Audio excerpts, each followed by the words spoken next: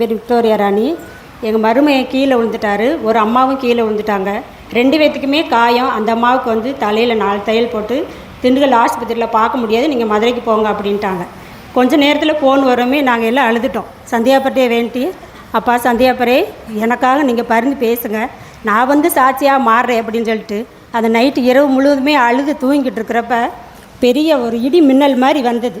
வந்து கொஞ்ச நேரத்துலேயே 2 பக்கமும் புயல் மாதிரி அங்கிட்டு பரிமத மாதிரி மறைஞ்சிட்டு பின்னாடி சந்தியாப்பர் ஒரு குதிரையில் வந்தார்.